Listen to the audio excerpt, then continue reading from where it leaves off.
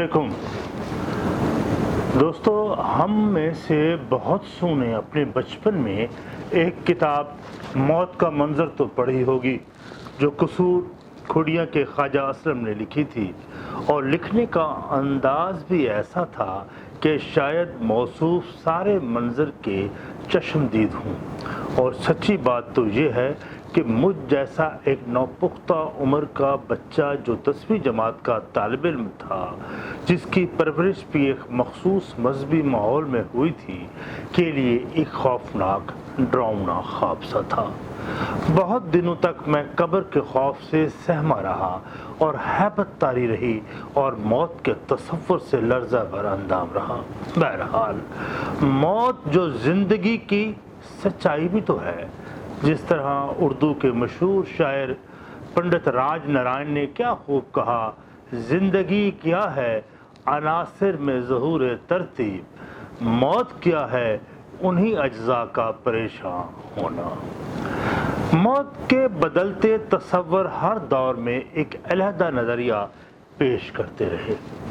हज़ारों साल पहले हर समाज में मौत का तसव्वुर एक सरबस्ता राज रहा है,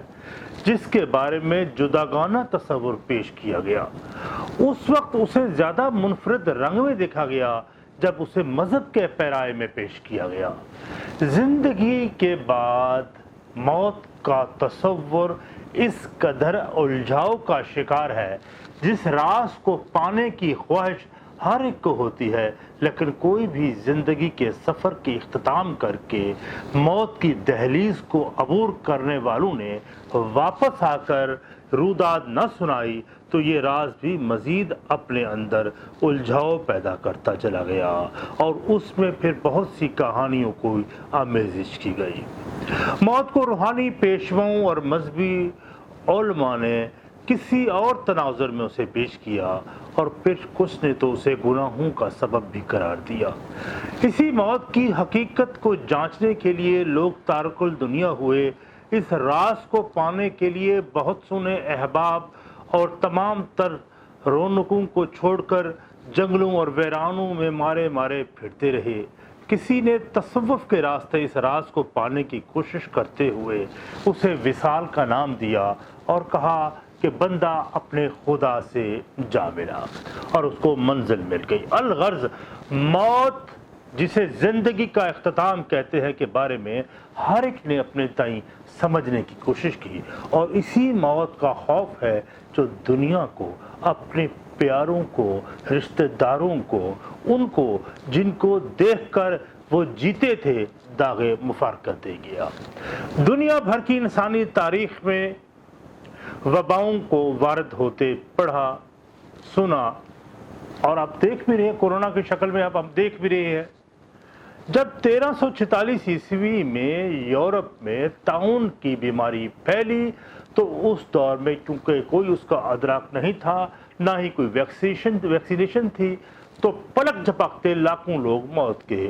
घाट उतरते चले गए और 2 करोड़ लोग उसके लुकमाए अजल बने। इस अहद को ब्लैक डेथ के नाम से याद किया जाता है। मौत के बारे में तसव्वुर भी उस वाक़े के बाद बदल गया। हालांकि इससे पहले मौत का तसव्वुर कुछ और था। मसलन मैदान जंग में अकीदे या वतन या कौम की खातिर दलेराना अंदाज में जान देने वालों को बेपनाह ताज़ीम मिलती थी। उनके शानदार मकबरे तामीर किए जाते थे, शायर उन पर कसीदे लिखते और उन्होंने मज़हब, आइडियोलॉजी या कौम की खातिर जान देकर कौम का सर फ़ख्र से बुलंद कर दिया। उनका समाज उनकी मौत पर उनको ये यकीन दिलाते थे, उन जिंदा लोगों को भी, कि अगर कि जो मर गए हैं, जिन्होंने जान दी है, उनकी मौत पर पूरा समाज नाज करता है। अभी तक हर माशरा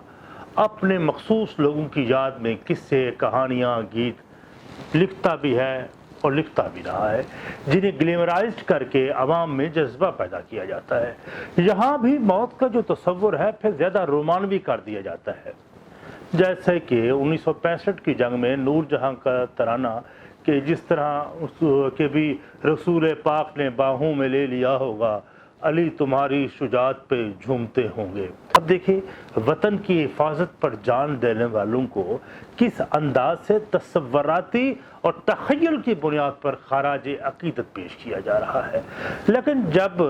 وبائیں اور آفتیں وارد ہوئیں تو منظر ہی بدل گیا، کیونکہ جب وبائیں پھیلیں اور موت کا ننگا رقص کو دیکھا تو پھر تصور بدلا۔ کچھ عرصہ پہلے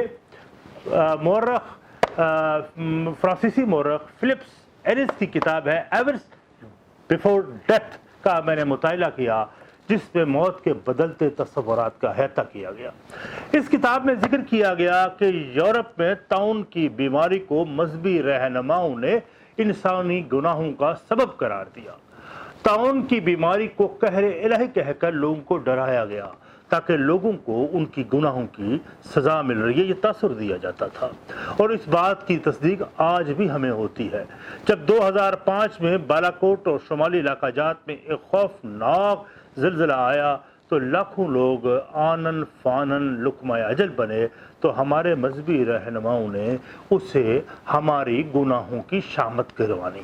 اور ہر ممبر اور مسجد سے یہی آواز بلند ہو رہی تھی اور لوگوں کو قہر الہی کہہ کر گناہوں سے توبہ کرنے کی تلقین کی جا رہی تھی۔ بالکل اسی طرح قدیم مقبروں میں جو تصاویر کندہ ہیں یا اس کو کسی طریقے سے پینٹ بھی کیا گیا ہے، وہاں اسی سوچ کا اظہار ہو رہا ہے، مثلا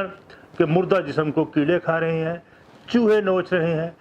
مذہبی عناصر نے گناہوں سے نجات کے لیے صدقات اور خیرات کا راستہ بھی دکھایا،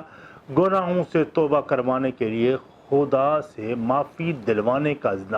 کام بھی اپنے ذمہ لے لیا۔ بہرحال یورپ میں 15ویں صدی عیسوی میں صنعتی جب دور کا آغاز ہوا تو لوگوں نے تجارت کے ذریعے دولت کمائی، تو یہ دیکھ کر مذہبی عناصر نے ایک نیا تصور پیش کیا کہ انسان مرنے کے بعد نہ تو فوراً جنت میں جاتا ہے نہ دوزخ میں، بلکہ اس کو عالم برزخ میں رکھا جاتا ہے اور اس کا حساب کتاب کیا جاتا ہے۔ اب اگر ان کے لواحقین اپنے مرنے والے کی مغفرت کے لیے مذہبی رسومات ادا کریں، پیسہ خیرات اور صدقات کی مد میں دیتے ہوئے، تو ایک مخصوص وقت کے بعد اس کی روح کو عالم برزخ سے نکال کر جنت میں منتقل کر دیا جائے گا۔ اس نظریے کا پھر ابلاغ مذہبی عناصر نے اس قدر پرزور طریقے سے کیا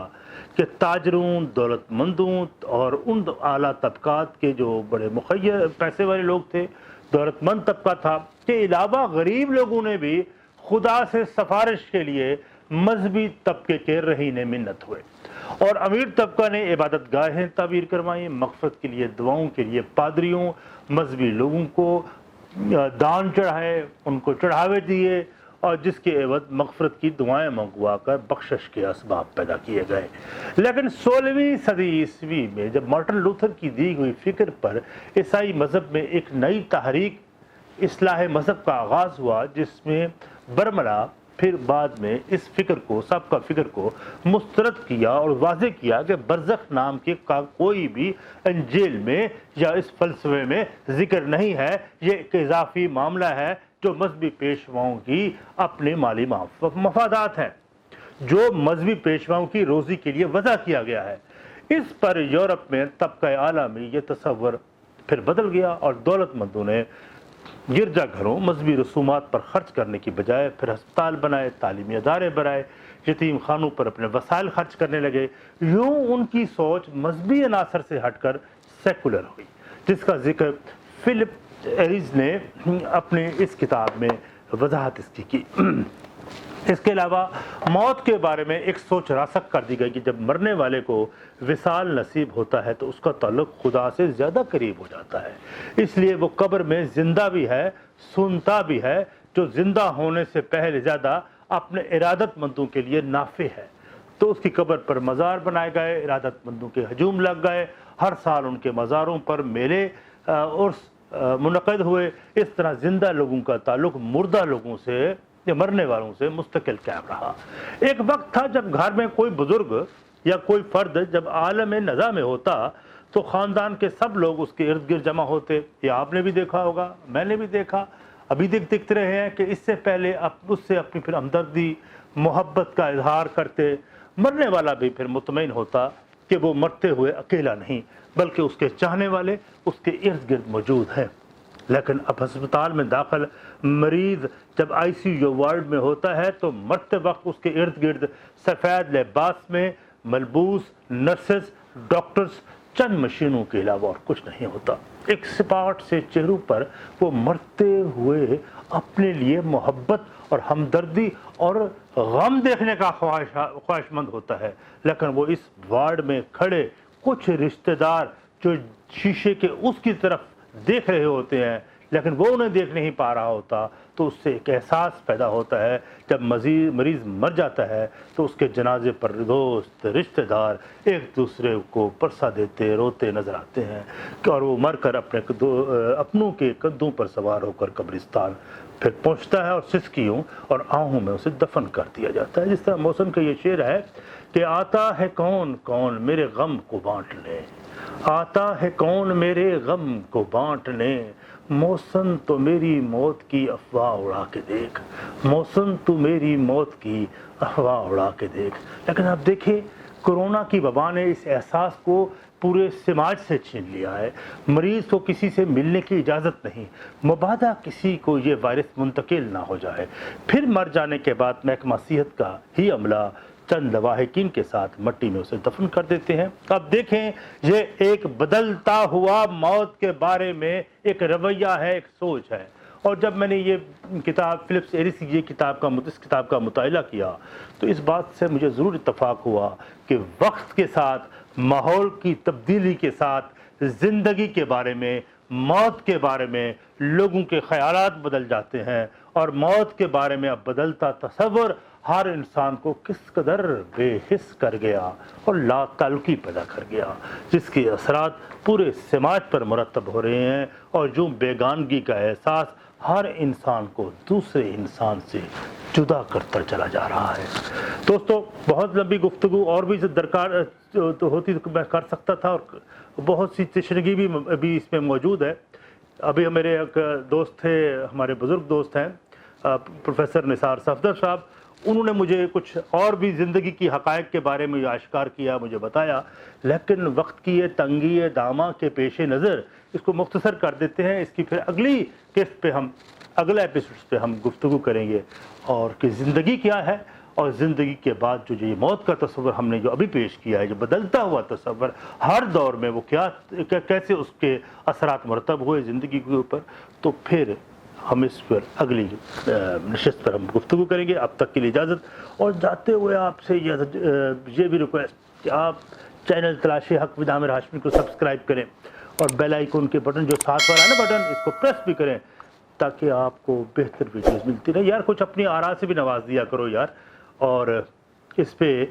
تاکہ اس کو ہم گفتگو کو آگے بڑھاتے رہیں۔ بہت شکریہ، والسلام، شکریہ۔